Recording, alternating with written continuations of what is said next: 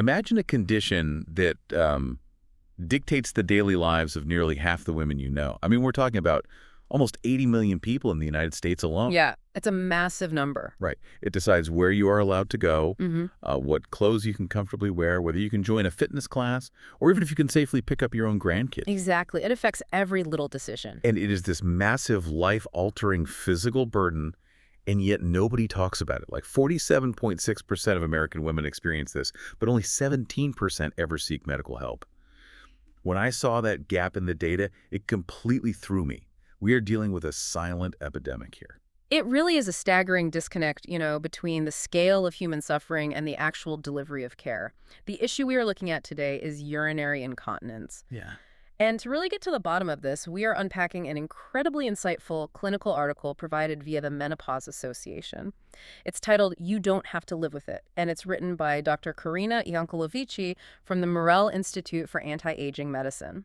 Which is a great title, by the way. It is. And the mission of our deep dive today is to, fundamentally change how you think about this issue. We need to drag it out of the shadows, dismantle this pervasive myth that leaking is just an inevitable part of getting older. Oh, that myth is everywhere. Right. And we want to look closely at a major technological breakthrough that is quite literally redefining pelvic floor health. I am fully on board for this because, honestly, those numbers are just the tip of the iceberg. What really stuck with me from Dr. Ianculovici's research was the sheer amount of time people spend just living with this. The duration is heartbreaking. It really is. The data shows that 46% of women suffer in total silence for anywhere from 1 to 5 years before they finally talk to a doctor. And even more surprisingly, 42% wait over 5 years. We are talking about half a decade of daily distress. What is going on culturally that makes people endure this for so long? Well, the delay is rarely about a lack of medical access or insurance. The barrier is deeply psychological, and it stems from a few very distinct cultural failures. Like what? First, there is profound embarrassment. I mean, we live in an era where people overshare almost everything about their health online. Seriously, everything. Yeah, but pelvic health remains this heavily guarded taboo. But the bigger issue is a pervasive misconception that modern medicine has no actual cure for it. People just assume that if they mention it to a doctor, they'll just be told to buy thicker pads. Right, it's that creeping normalization. You hear things like, well, I had 3 kids, or I'm in my 50s and going through menopause. This is just my life now. It happens to everyone. That normalization is incredibly insidious. Friends, family, and even the media, they subtly reinforce this narrative that bladder leakage is just a toll you pay for childbirth or the passage of time. Like a tax on aging. Exactly. And because they believe it's inevitable, people start quietly adapting their entire existence around the symptom. They mentally map out the location of every public restroom in their town before they even grab their car keys. They start wearing incontinence pads every single day, just in case. They skip aerobics, they say no to social invitations, and they avoid jumping on trampolines with his grandkids entirely out of the fear of having a public accident. It is a heartbreaking constriction of someone's world. Mm-hmm. And the source actually gives us a way to measure that behavioral toll, right? Yes, they use a standardized clinical metric. The quality of life score. It's essentially this 100-point scale evaluating a person's daily functionality, mental well-being, and overall happiness. And for people without incontinence, the median score sits around an 82 out of 100. Which is pretty solid. Right. But for those living with incontinence, it plummets to a 67. That's not just a minor dip. I mean, that is a massive, measurable decline in human flourishing. It drives anxiety, depression, and a real deterioration of sexual intimacy and self-confidence. It represents a fundamental loss of physical autonomy. And this brings us to Dr. Ianculovici's core clinical philosophy, which is arguably the most vital concept you should take away from this conversation. Which is what? Common does not mean normal. Just because millions of people experience a physiological failure does not mean that failure is a healthy, natural state of being. That distinction changes everything. Common does not mean normal. Think about it like a joint injury. If you sprained your ankle, you wouldn't just map out all the benches in town, buy a customized walking cane and accept a lifetime limp. No, of course not. You would go to a doctor, get physical therapy, and fix the structural problem. Right. So why are we culturally conditioned to accept this massive workaround for our pelvic health? We accept it because we've conflated structural anatomical weakness with inevitable biological decline. Okay, bring that down for us. To really grasp why this isn't just destiny, we have to look under the hood at the actual anatomy. Urinary incontinence is, at its core, a biomechanical failure of the pelvic floor. It is not a mysterious curse. It is a measurable physical weakness that can be diagnosed and repaired. Let's visualize that anatomy for a second. A lot of old biology textbooks describe the pelvic floor as a muscular hammock, but reading through this source, that feels a bit too passive to me. Yeah, a hammock just sits there. Exactly. It feels more like the engineering of a suspension bridge. You've got the internal organs, the bladder, the uterus, the bowel acting as the heavy daily traffic, and the pelvic floor is the actual bridge supporting that load, made up of muscle road beds and connective tissue cables. That is a fantastic way to look at it. The pelvic floor is a highly dynamic, interconnected web of muscles, ligaments, and fascia.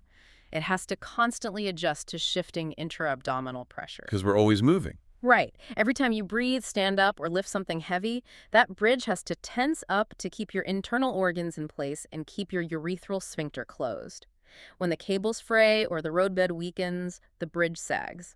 And when the bridge sags, the mechanical seal on the bladder fails. So if we stick with the bridge engineering idea, what is actually causing the cables to snap or the roadbed to degrade over time? Because the article points to 4 specific biological triggers, rather than just getting older. Yes. The first major stressor is childbirth. And this isn't just about things stretching out temporarily. It's more structural than that. Much more. Vaginal delivery forces the pelvic muscles and connective tissues to stretch sometimes up to 3 times their normal length. This often causes microscopic tears and sometimes significant macroscopic tears in the muscle fibers and the actual neural pathways. The nerves get damaged too. Yes, and those nerves control the firing rate of the muscles. If the nerves are damaged, the muscle loses its baseline tone. It's like a suspension bridge that survived a massive earthquake. Even if it's still standing, the structural integrity is compromised. Which explains why so many women trace the beginning of their issues back to pregnancy.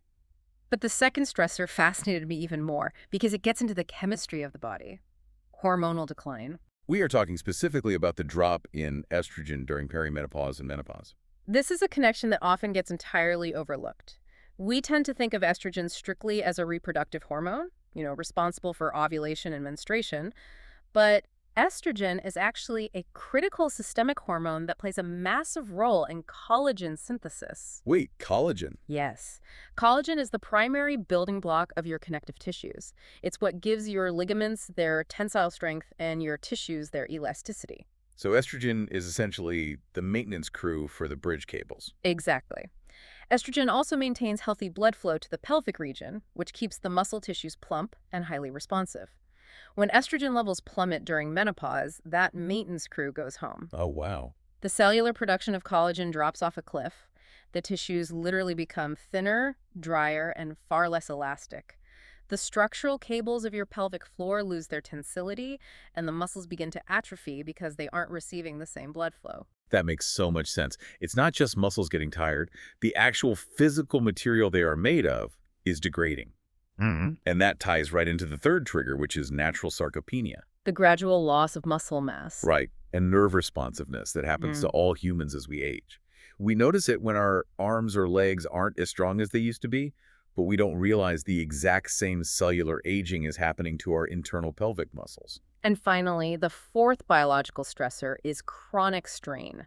This is the constant heavy traffic on our bridge. Chronic coughing from smoking or asthma, the added downward pressure from obesity, or decades of repetitive heavy lifting. It just wears it out. Exactly. It's a continuous mechanical overload that progressively wears down those already vulnerable structures. And depending on how these structures break down, people end up with different physical symptoms.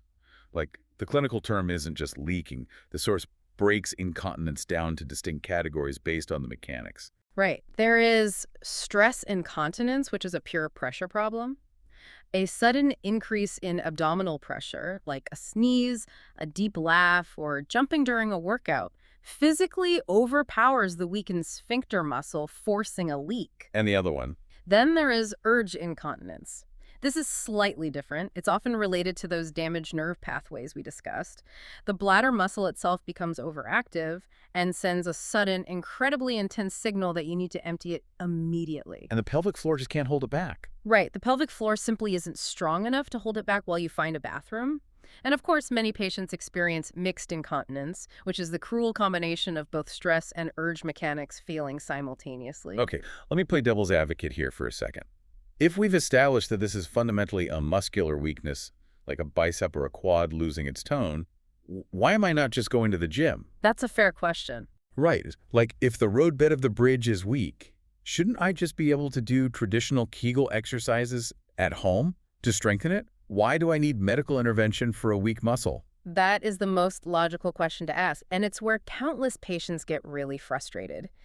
Kegels, which are voluntary contractions of the pelvic floor, they do work in theory, but they have two massive biological limitations. Okay, what's the first one? The first is user error.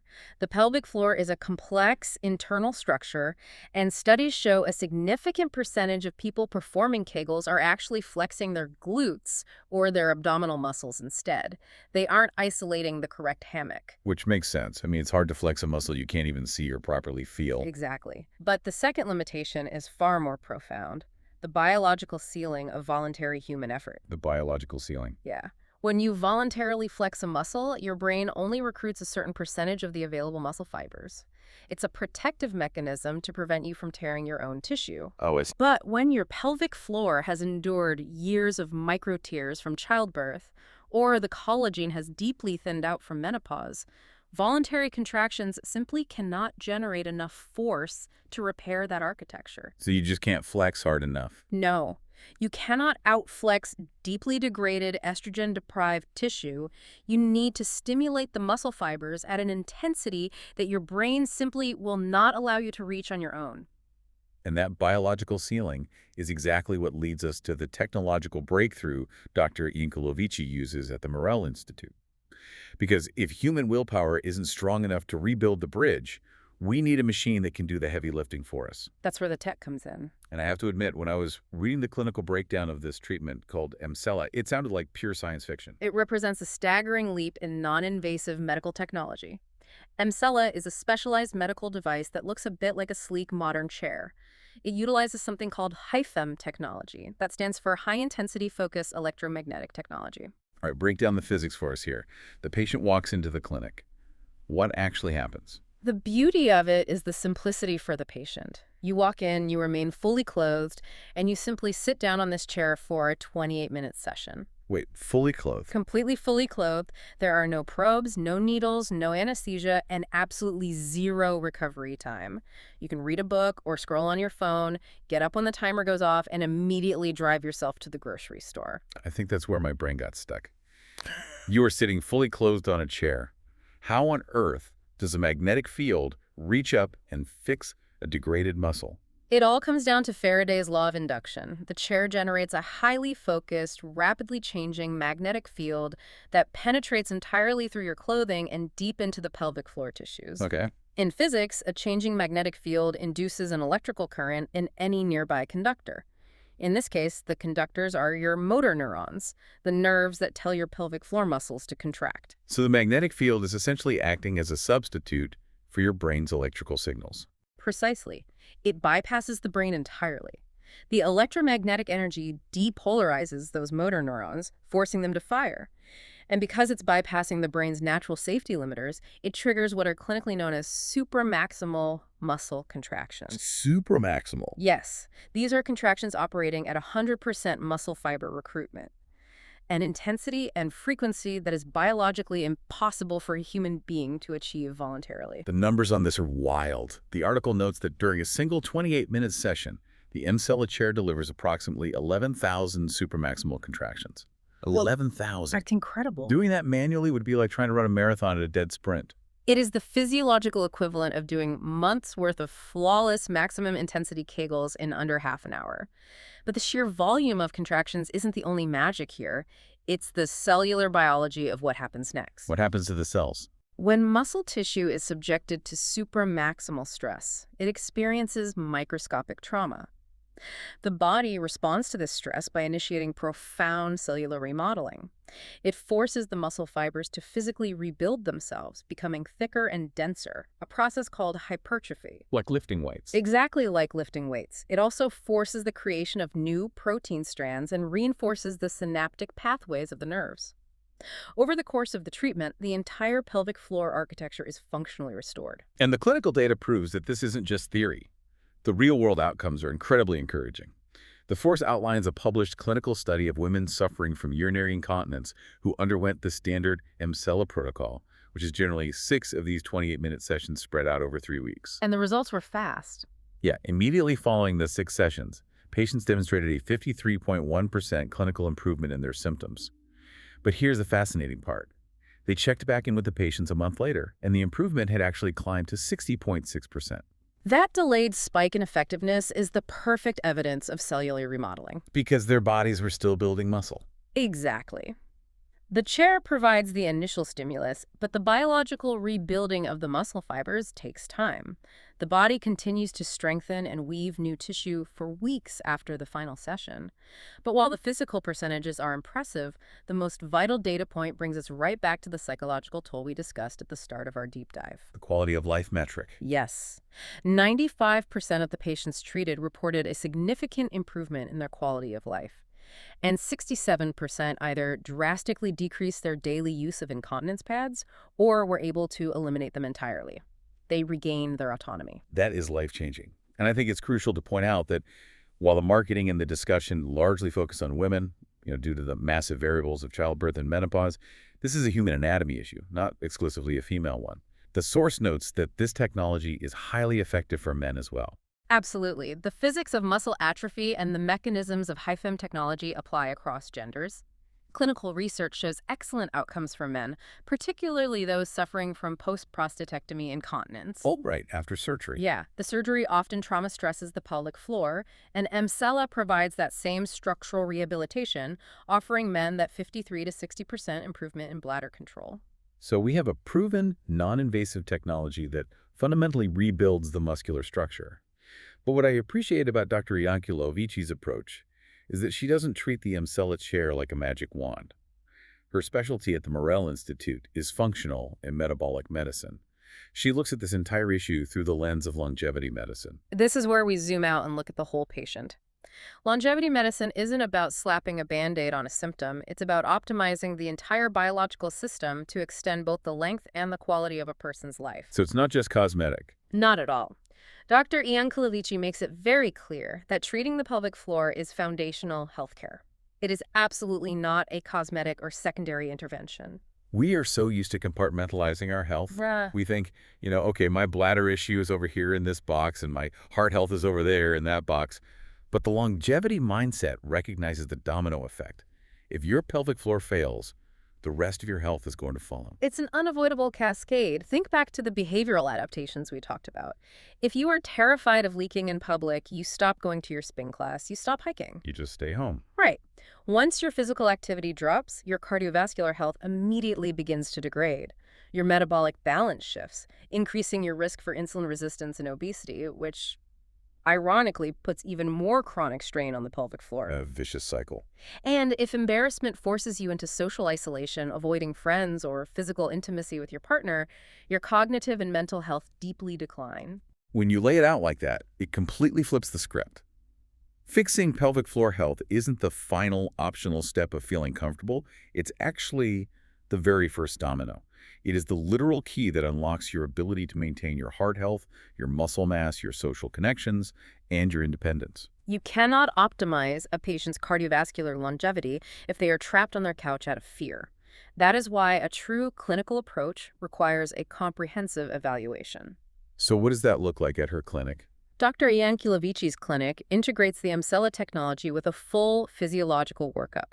If a patient's tissue is degrading due to a massive drop in estrogen, they might combine the pelvic floor strengthening with hormonal optimization to restore the collagen synthesis. Bring the maintenance crew back. Precisely. They incorporate metabolic support and lifestyle adjustments to ensure that once the bridge is rebuilt, the underlying foundation stays strong. which really drives home the urgency of the message.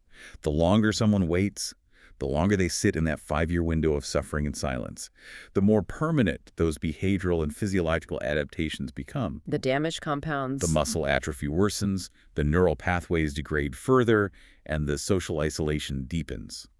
Seeking early intervention isn't just about comfort, it's about preserving your total body trajectory. It is the difference between repairing a small leak in your roof versus waiting until the floorboards of your house have entirely rotted out. You deserve the same rigorous evaluation and standard of care for your pelvic floor as you would expect for your heart or your lungs. Let's bring this all together. We started today looking at a silent epidemic that impacts nearly 80 million American women.